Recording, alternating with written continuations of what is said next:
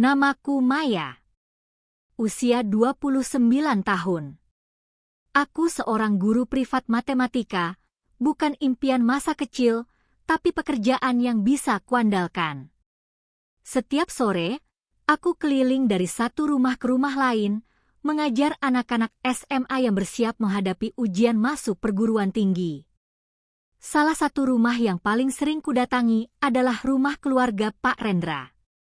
Rumah besar, megah, berlokasi di daerah perumahan elit. Di sanalah aku mengajar Rehan, anak semata wayang mereka. Usianya 17 tahun. Tinggi, pendiam, tampan, dan anehnya terlalu dewasa untuk usianya. Aku sudah mengajar Rehan hampir setahun. Awalnya biasa saja. Dia bukan anak yang mudah fokus, tapi juga bukan murid yang bandel. Tapi belakangan, entah sejak kapan, suasana belajar di kamar belajarnya berubah. Bukan karena mata pelajaran, tapi karena caranya menatapku. Hari itu, aku datang seperti biasa. Jam 5 sore, cuaca hujan gerimis. Asisten rumah tangga membukakan pintu, mempersilahkanku masuk. Kamar belajar Rehan ada di lantai 2, pojok kanan, dekat balkon kecil. Aku naik dan mengetuk pintu. Rehan. Masuk aja, Kak, jawabnya dari dalam. Aku membuka pintu. Rehan sudah duduk di meja belajar, mengenakan kaos abu-abu dan celana pendek. Rambutnya masih basah, entah baru keramas atau habis main hujan. Belum ganti baju, tanyaku sambil duduk di sampingnya. Dia menoleh. Mau langsung belajar biar cepat selesai. Aku mengangguk dan membuka buku. Pelajaran hari itu adalah integral. Tapi pikiranku sulit fokus. Karena aku sadar. Rehan tak berhenti mencuri pandang ke arahku. Kamu ngerti bagian ini? Tanyaku. Dia menatapku, bukan buku. Ngerti, kalau Kak Maya yang jelasin. Aku tertawa canggung. Bukan karena aku, tapi karena kamu memang bisa. Dia mengangkat alis. Aku bisa ngerti karena aku suka cara Kak Maya ngomong. Pelan, tapi bikin deg-degan. Aku terdiam. Jantungku berdetak 2 kali lebih cepat. Rehan, jangan bercanda. Dia tersenyum tipis. Aku nggak bercanda. Aku berdeham, kembali menatap buku. Tapi aku bisa merasakan tatapannya seperti menembus sisi wajahku. Beberapa hari kemudian, aku kembali mengajar. Tapi kali ini, suasananya lebih sunyi. Hujan turun deras. Lampu agak redup. Dan aku merasa, tidak seharusnya berada di sana. Rehan duduk lebih dekat dari biasanya. Kak Maya, katanya pelan, kenapa belum menikah? Aku mengerutkan kening. Itu bukan pertanyaan yang pantas ditanya murid ke guru. Dia tertawa pelan. Maaf. Aku cuma penasaran. Aku belum ketemu orang yang cocok, jawabku, berusaha ringan. Orang seperti Kak Maya, masa nggak ada yang ngejar? Sudah belajar lagi. Tapi dia tetap menatapku. Kalau aku lulus nanti, aku boleh ngajak Kak Maya ngopi? Aku berhenti menulis. Rehan. Aku serius. Aku menatap matanya. Dan untuk pertama kalinya, aku sadar dia bukan lagi anak kecil. Matanya, mata laki-laki. Dan malam itu, aku pulang dengan hati kacau. Sejak saat itu, pelajaran terasa seperti sandiwara. Kami belajar, tapi banyak diam. Banyak tatapan. Banyak napas tertahan. Sampai akhirnya, satu sore, Saat pelajaran selesai dan aku hendak pergi, Rehan berkata, "Kak Maya." Aku menoleh dari ambang pintu. "Kalau aku bukan murid kakak, apa kakak mau sama aku?" Pertanyaan itu menusuk langsung ke tempat yang paling aku sembunyikan. Aku tak menjawab. Hanya tersenyum kecil, lalu pergi. Tapi sejak itu, aku tahu, aku sudah melangkah ke wilayah yang tidak boleh. Tapi aku juga tahu, aku ingin kembali ke sana. Sejak pertanyaan terakhir Rehan tempo hari, "Kalau aku bukan murid kakak, apa kakak mau sama aku?" Pikiranku tak pernah tenang. Aku mencoba meyakinkan diriku sendiri, dia hanya anak SMA yang sedang mencari perhatian. Tapi entah kenapa, aku tidak bisa bersikap seperti guru biasa lagi. Tatapan Rehan itu terlalu jujur, terlalu berani. Dan aku takut, bukan hanya pada dia, tapi pada diriku sendiri. Hari itu aku datang lebih awal dari biasanya. Ibu Rehan yang menyambutku langsung. "Maaf ya, Maya. Hari ini aku harus pergi sama suami ke luar kota. Nggak bisa nemenin kamu." "Oh, nggak apa-apa, Bu." Dia tersenyum. "Rehan di kamar." "Seperti biasa ya." Aku naik ke lantai 2, jantungku sudah berdebar lebih cepat dari biasanya. Pintu kamar Rehan setengah terbuka. "Rehan," aku mengetuk pelan. "Masuk aja." Aku mendorong pintu. Rehan duduk di kasur, bukan di meja belajar seperti biasa. Laptop di pangkuan, kaos oblong tipis, celana rumah. "Belajar di kasur?" tanyaku, mencoba bercanda. "Biar santai." "Kak Maya capek, kan? Duduk di sini aja." Dia menepuk sisi kasur. Aku menatapnya sejenak, ragu. Tapi, aku tetap duduk. Di tepi kasur, menjaga jarak. "Kita belajar integral, ya?" Dia menutup laptop. "Nggak. Hari ini aku cuma mau ngobrol." "Rehan." "Aku serius. Aku pengen tahu, Kak Maya. Bukan rumus-rumus." Aku menghela napas. "Kamu tahu kan, kita bukan teman sebaya." Dia menatapku. "Aku tahu. Tapi kamu juga tahu, perasaan itu nggak bisa diatur." "Ini salah." "Kalau ini salah, kenapa Kak Maya nggak pergi?" Aku menatapnya. Dan dalam sepersekian detik, suasana kamar berubah. Senyap. Tapi padat. Seperti udara dipenuhi sesuatu yang belum diucapkan. Rehan meraih tanganku. Tangannya hangat. Tegas. Tapi tidak memaksa. "Rehan, aku nggak akan nyakitin kakak. Tapi aku nggak mau pura-pura lagi." Aku menarik tanganku pelan. "Kamu masih anak SMA. Dan kakak bukan guru biasa." Aku berdiri. "Aku harus pulang." Dia berdiri juga. Aku nggak akan halangi. Tapi aku tahu, kakak akan kembali. Aku menatapnya sekali lagi. Lalu pergi dengan langkah cepat. Tapi malam itu, saat aku duduk sendiri di kamar kontrakanku yang sempit, semua perkataannya terulang seperti gema. Dan yang paling menakutkan adalah, aku tidak merasa terganggu. Aku merasa diinginkan. Dan itu berbahaya. Hari-hari selanjutnya berjalan seperti biasa. Tapi ada yang berbeda dalam setiap pertemuan kami. Kami tetap belajar. Tetap duduk bersebelahan. Tapi diam kami lebih panjang. Jarak kami lebih sempit.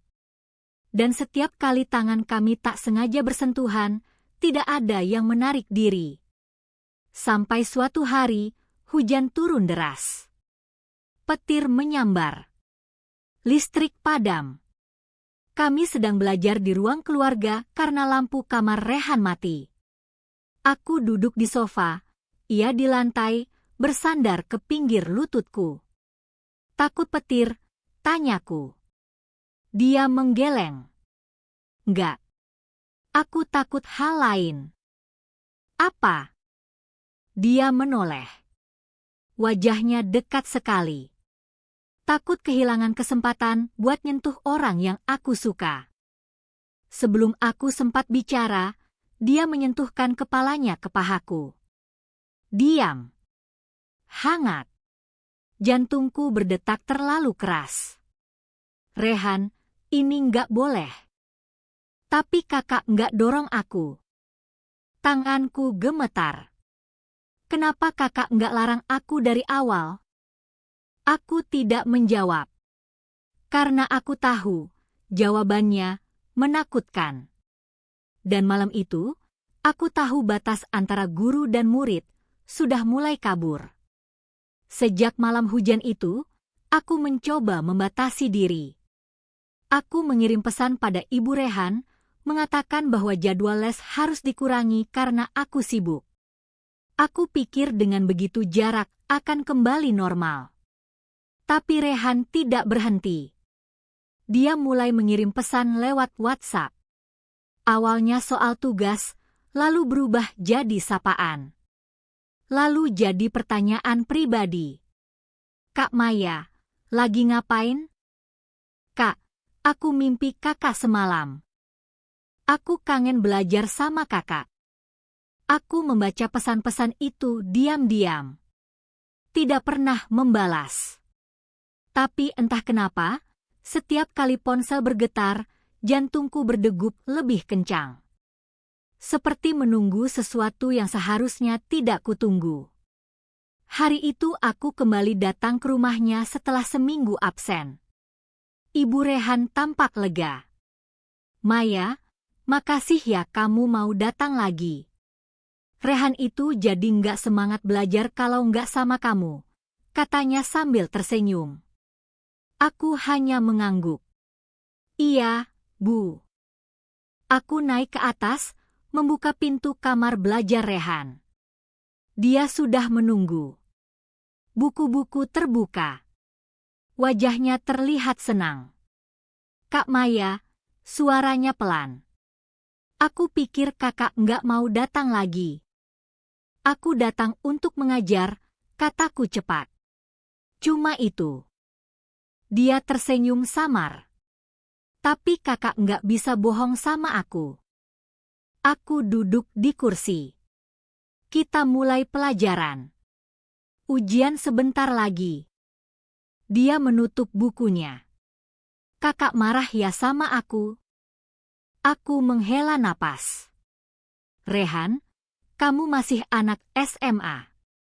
Kamu harus fokus sama masa depanmu. Jangan pikir aneh-aneh. Dia menatapku lama. Aku nggak aneh-aneh. Aku cuma suka sama kakak. Itu aja. Aku memejamkan mata sebentar. Sudah ya. Kita belajar. Tapi pelajaran itu berjalan seperti mimpi buruk. Dia terus menatapku. Diam-diam. Dan setiap kali aku menulis di papan kecil, aku bisa merasakan matanya di punggungku. Bukan seperti murid ke guru, tapi seperti lelaki ke perempuan. Selesai pelajaran, aku cepat-cepat berkemas. Tapi sebelum aku keluar, Rehan berdiri di depan pintu. Kak Maya, aku tahu kakak takut. Tapi aku juga tahu kakak nggak benar-benar benci aku. Aku berhenti. Rehan, minggir. Aku mau pulang. Dia menatapku. Aku nggak akan maksa. Aku cuma mau kakak jujur sama diri sendiri. Aku menatap matanya. Ada sesuatu di sana, bukan hanya kenakalan remaja. Ada luka. Ada kerinduan. Aku remaja, iya, katanya lagi. Tapi perasaan aku nggak remaja. Aku nggak main-main. Aku membuka pintu. Aku harus pulang. Dia bergeser, memberi jalan. Hati-hati di jalan, Kak. Aku turun tangga dengan kaki gemetar. Tapi di bawah sana, di ruang tamu yang kosong, aku merasa seperti sudah mengkhianati sesuatu yang bahkan belum terjadi. Malam itu aku duduk di kamar kontrakan, menatap langit-langit. Suara hujan jatuh di atap seng. Ponselku bergetar. Pesan dari Rehan. Aku janji nggak akan sentuh kakak. Tapi jangan pergi. Aku butuh kakak. Aku menutup ponsel. Menangis pelan. Aku tahu aku seharusnya berhenti. Tapi ada sesuatu dalam pesan itu yang membuatku tidak sanggup menekan tombol blokir. Aku tahu aku sedang berjalan ke arah yang salah. Tapi aku juga tahu, aku tak pernah merasa diinginkan seperti ini sebelumnya. Dan itu membuatku takut. Lebih takut daripada apapun. Setelah malam penuh hujan dan pesan yang membuat dadaku sesak itu, aku memutuskan satu hal, aku harus menghilang. Bukan pergi selamanya, tapi cukup jauh agar pikiranku bisa jernih. Aku kirim pesan pada Bu Rendra, Bu, saya izin istirahat dari les selama beberapa minggu. Ada urusan keluarga mendesak. Itu bohong. Tapi bohong yang perlu. Bu Rendra membalas dengan sopan, seperti biasa. Baik, Maya. Semoga semuanya lancar ya. Tapi tak ada pesan dari Rehan. Dan itu justru membuatku gelisah. 3 minggu berlalu. Aku sibuk mengajar murid lain, berusaha mengalihkan diri. Tapi setiap malam, bayangan Rehan duduk di lantai, menyandarkan kepala ke pahaku, suaranya yang berat dan berani, kembali ke dalam kepalaku. Sampai suatu hari, aku menerima surat. Ya, surat. Bukan chat. Bukan email. Amplop putih diselipkan ke bawah pintu kontrakanku. Tulisan tangan, untuk Kak Maya. Tanganku gemetar saat membukanya. Kak, aku janji ini terakhir. Aku cuma mau bilang makasih. Karena udah bikin aku ngerasain sesuatu yang aku pikir cuma ada di film. Aku nggak akan ganggu kakak lagi. Tapi kalau kakak suatu hari butuh seseorang buat duduk diam, dengerin, atau sekadar nunggu, aku masih di tempat yang sama. Maaf kalau aku egois. Tapi aku juga manusia. Air mataku jatuh. Aku belum pernah menerima surat seperti itu. Dan malam itu, aku bermimpi tentangnya.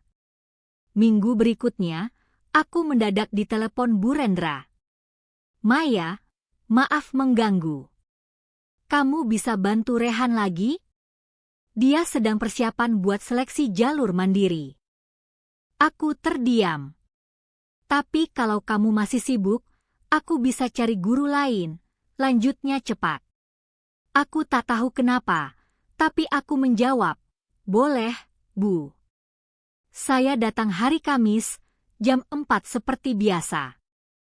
Hatiku berdebar saat bicara. Tapi juga, ada sesuatu yang hangat.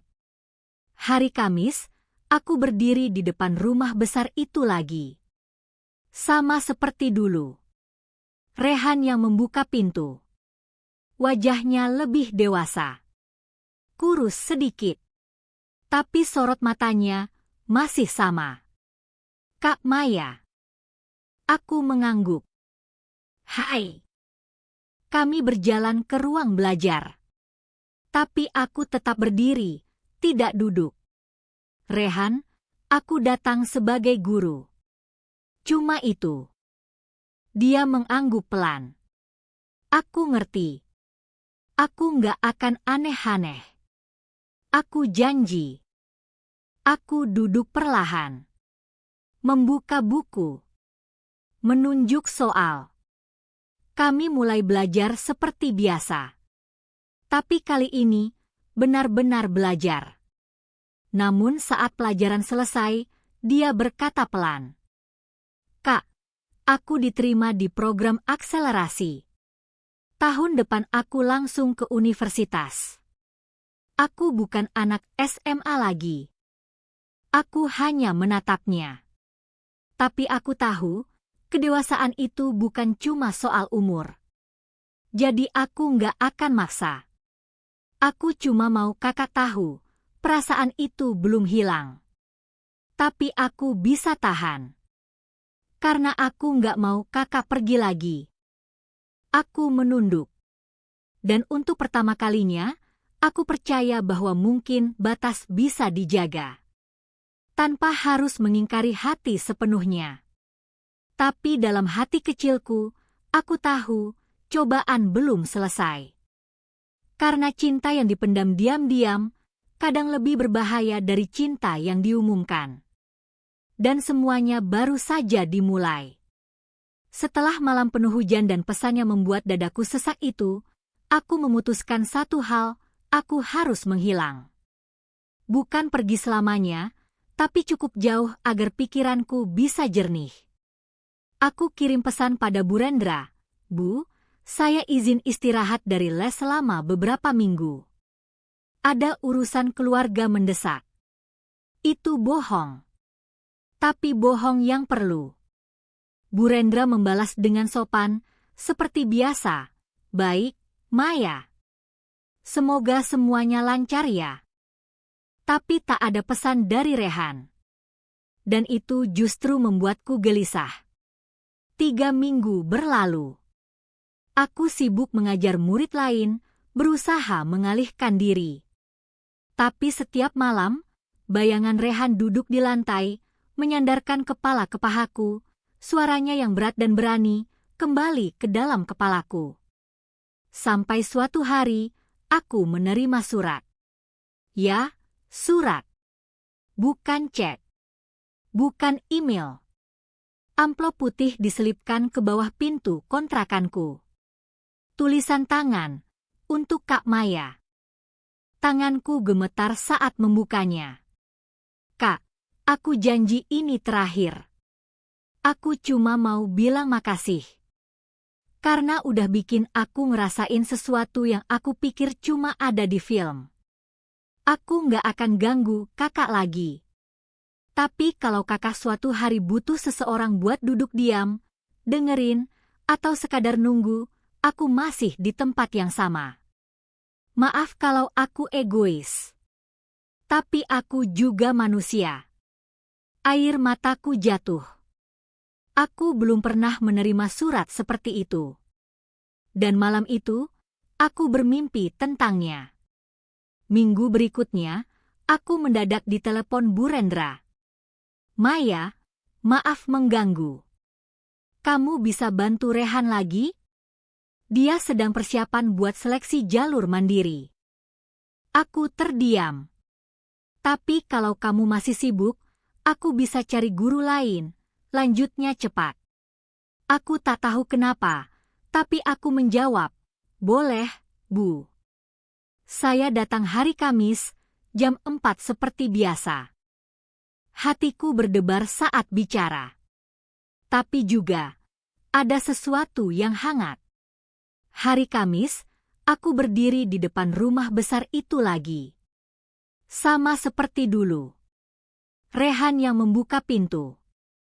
Wajahnya lebih dewasa. Kurus sedikit. Tapi sorot matanya masih sama. Kak Maya. Aku mengangguk. Hai. Kami berjalan ke ruang belajar. Tapi aku tetap berdiri, tidak duduk. Rehan, aku datang sebagai guru. Cuma itu. Dia mengangguk pelan. Aku ngerti. Aku nggak akan aneh-aneh. Aku janji. Aku duduk perlahan. Membuka buku. Menunjuk soal. Kami mulai belajar seperti biasa. Tapi kali ini, benar-benar belajar. Namun saat pelajaran selesai, dia berkata pelan. Kak, aku diterima di program akselerasi. Tahun depan aku langsung ke universitas. Aku bukan anak SMA lagi. Aku hanya menatapnya. Tapi aku tahu, kedewasaan itu bukan cuma soal umur. Jadi aku nggak akan maksa. Aku cuma mau kakak tahu, perasaan itu belum hilang. Tapi aku bisa tahan. Karena aku nggak mau kakak pergi lagi. Aku menunduk. Dan untuk pertama kalinya, aku percaya bahwa mungkin batas bisa dijaga. Tanpa harus mengingkari hati sepenuhnya. Tapi dalam hati kecilku, aku tahu, cobaan belum selesai. Karena cinta yang dipendam diam-diam, kadang lebih berbahaya dari cinta yang diumumkan. Dan semuanya baru saja dimulai. Bagian 5 akhir. Beberapa bulan berlalu sejak hari itu. Rehan tak lagi jadi murid SMA. Dia kini mahasiswa di universitas negeri ternama. Dan aku tetap mengajar, tetap berpindah dari rumah ke rumah, membawa buku dan keraguan. Kami jarang bertemu. Tapi kadang dia kirim pesan singkat. Bukan rayuan. Bukan harapan. Tapi sapaan sederhana. Kak, semangat ngajar hari ini. Kak, jaga kesehatannya. Pesan-pesan itu seperti pelindung sunyi di hari-hari lelahku. Sampai suatu hari, aku pulang malam, kehujanan, tubuhku menggigil. Di depan pintu kontrakan, ada seseorang berdiri memegang payung. Rehan. Kak, aku tahu ini tiba-tiba. Tapi aku nggak bisa lagi cuma nunggu.